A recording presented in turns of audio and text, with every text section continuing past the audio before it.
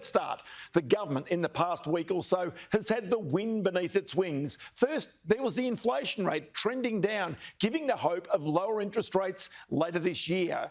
And though this week Reserve Bank Governor Michelle Bullock was justifiably cautious, the reality is if the trend down in inflation does continue, there should be rate relief for households later this year. Then came the government's audacious broken election promise, repeated over and over, that the stage 3 tax cuts would go through untouched. Well, the Prime Minister said it was his idea, but in the Senate hearing this week, you kind of got the sense it was actually Treasury that devised that scheme. But the first time that Treasury looked at this was after the 11th of December, when you were tasked with the job by this Treasury Secretary. Is that right? Look, so we are always looking at these solutions, so I can't emphatically say it was the first time. Should not be surprising that the department is always looking at issues in the economy. No matter whose idea it was, it worked. The coalition had no choice but to pass the government's idea. As we observed the Shadow Treasurer Angus Taylor, the political mathematics of 11 million people getting more money versus 1 million people getting less, it meant it was a no-brainer, regardless of whether it was economically right or wrong. Meanwhile, they're ditching one of the few very, very positive examples of tax reform we've seen for a long time in this country. Tax reform that will encourage aspiration, will drive people and give rewards to people to invest, to take risks, to build their careers, to build their businesses.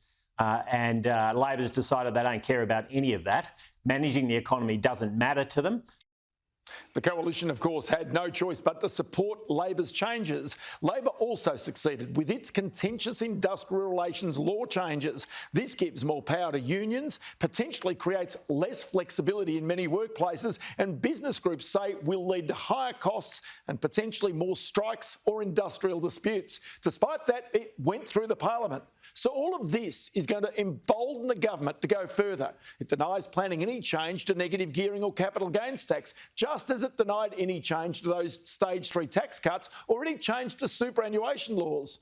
In their minds, so long as it hits the rich or hits business, it just doesn't matter. But that approach doesn't create good policy. What's needed in so many places is genuine reform, not band-aids or wealth redistribution, to boost productivity, to lift our competitiveness, to make our economy more robust when there are future crashes. And that ultimately should be the test of this government and the opposition, to stop taking the short-term political sweeteners in favour of genuine long-term reform. Our tax system is where it should start, because right now it's holding Australia back.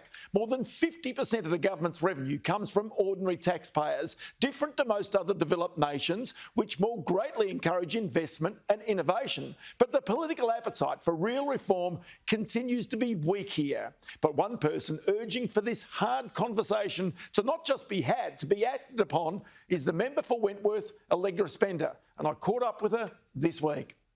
When I think about Australia's competitiveness, one of the things I really think about is actually our corporate tax system, where Australia, if you're a business with a turnover over 50 million, which is for a lot of, really strong Australian businesses, that captures a lot of businesses, our average tax rate is 30%, while the OECD is 24.5%. So we're really out of step with the rest of the OECD. And that is playing into, dropping foreign direct investment. And, now Australia is actually sending more money overseas, investing in overseas companies than overseas companies are investing in Australia. So I do think the tax system is really important in our competitiveness. It's, both the company tax system, but other parts of the tax system too. And isn't this just complacency on behalf of the community, on behalf of our politicians over a long period of time that go, Australia's the greatest country in the earth, everybody wants to come here, all the money will come here eventually, we're the lucky country, we'll get it right. But it's got to be much more complicated than that. Look, I think you're right. I think, we have done relatively well for a whole bunch of different reasons. But we can't pretend that, our tax systems and other things, particularly including, the level of regulation, red tape in so much of Australian business, doesn't have an impact on our competitiveness. So, we need to always be pushing forward. And that's why I've really been, trying to get tax on the table. And that's been one of the best, outcomes of the last, week. We're really now seeing a conversation on tax. Let's let's make that conversation count. Let's make sure we look at the whole tax system, not just this bit or that bit.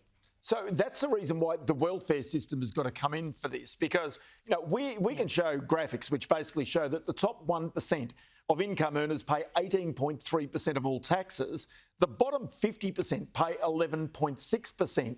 Now, the point is that once you've added in family tax benefits A, family tax benefits B, some rental assistance, some childcare assistance, whatever it might be, it really does skew it, and you don't get a true picture of who's paying tax. This is where, again, the competitiveness of the system may very well be really pushing some people, some of our brightest people, out of Australia.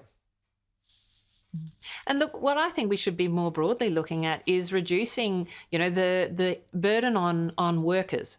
From our tax system. We actually need to move that burden on to other areas of the tax system. And why I think that is important is because exactly as you described, we want to make sure that the best and the brightest want to stay here. But it's also because, we're going to have fewer and fewer workers over time. What the Intergenerational report shows us that, 20 years ago, we had 5 workers per person over the age of 65.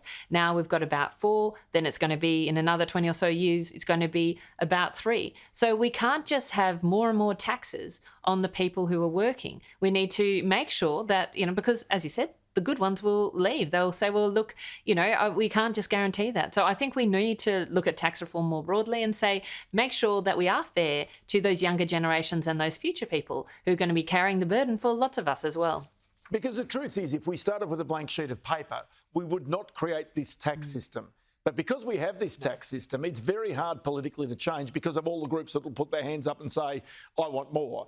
But then if we did start with a blank sheet of paper, would we, like other countries, not have negative gearing? Would we have death taxes, for example, to create some intergenerational transfer of wealth? I mean, these are important things to consider, and these are also politically poisonous for any political party. Look, I think the tax, you can see the wedging that has happened just this week on tax. But we just actually have to rise above it. I'm really grateful, Ross, that you're putting this on the table because it is a really serious conversation we need to have. And I do care a lot that this country continues to be a place where, you don't need to have, wealthy parents to be able to, buy a house and build a family life. I think of my mum who came here with really nothing and built a great life. And I want to make sure that's true for every Australian. But what I'm concerned about is, as you say, that, if you look at the older generation, so a family who's older than 65, in about the last 10 years or so, their wealth has grown by about 50%. A family under the age of 35, their wealth has practically gone backwards. It's gone pretty much nowhere. And I do think that's an issue for us as a country. Like, we do have to get it right. We don't have the balances right settings right now. And we have to, we can't just kick this can down the road. So that's why it's really important to be having these conversations.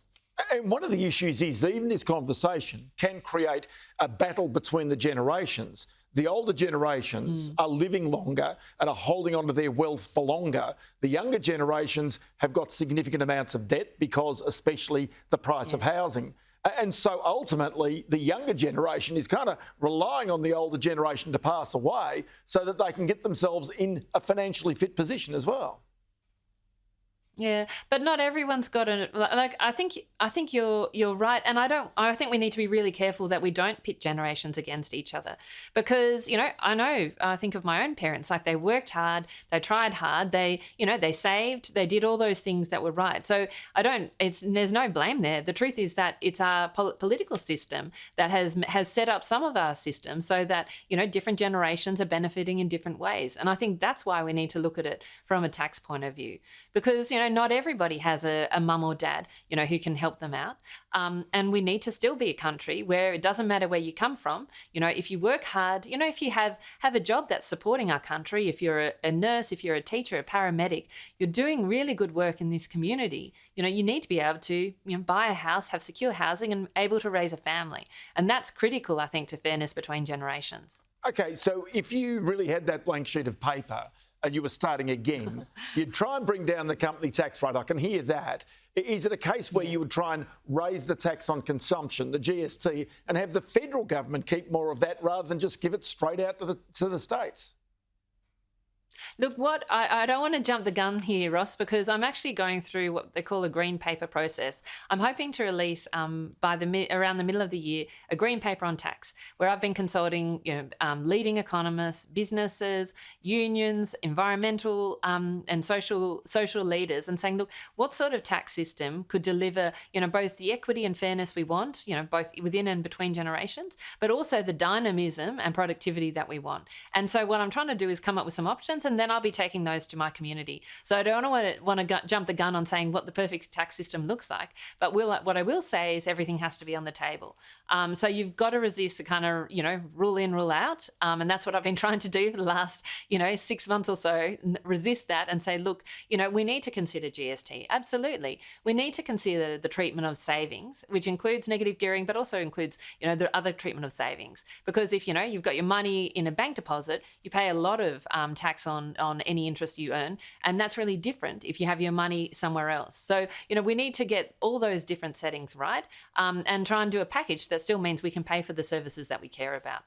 It sounds to me, Allegra Spender, like you have gone back to that blank sheet of paper with your own green paper, which is going to be coming out very, very shortly. And I thank you so much for your time on the program today.